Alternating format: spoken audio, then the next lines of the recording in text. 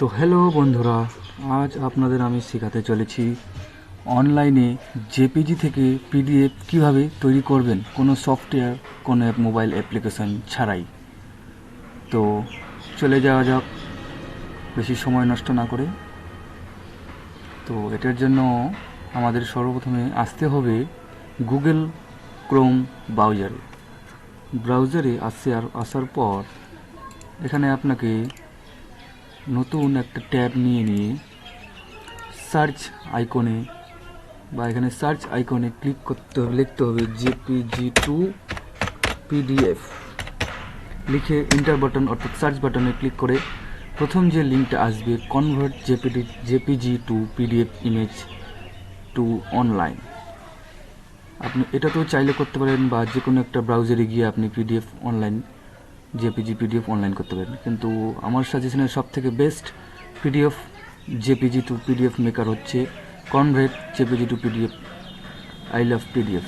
এটাতে ক্লিক করে এগিয়ে যাবেন এবং এগিয়ে যাওয়ার পর তারপরে আপনাকে যে কোনো একটি জেপিজি ফাইল সিলেক্ট করতে হবে। সেটার জন্য আমি চলে গেলাম, আমার একটি জেপিজি ফাইল সিলেক্ট করলাম। সিলেক্ট করার পর সেটাকে এরকম একটা ইন্টারফেস আপনার সামনে চলে আসবে। এখানে জেপিজি ফাইলটা সিলেক্ট হয়ে গেছে। এবার এখানে আপনার পেজ সেটআপ আছে। পেজ সেটআপে আপনি যেরকম নিজের ইচ্ছা মতো পেজ সেটআপ করতে পারেন। যেহেতু আমি কম্পিউটার ইউজ করছি তাই আমি A4 সেট পেজ সিলেক্ট করলাম। আপনি চাইলে লেটার বা fit to same paper size image এটাতে সিলেক্ট করে পেপার সিলেক্ট করতে পারেন। তারপরে এখানে একটা আছে ল্যান্ডস্কেপ, একটা আছে পোর্ট্রেট।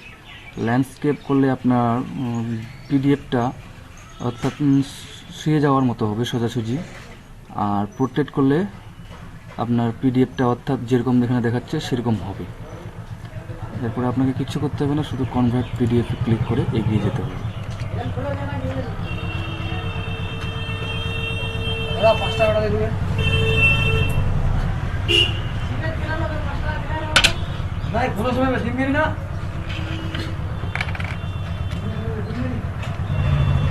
এবার আপনার পিডিএফ রেডি হয়ে গেছে। ডাউনলোড টু পিডিএফ করে পিডিএফটা খুলে দেখতে পারেন যে আপনার পিডিএফ কেমন হয়েছে।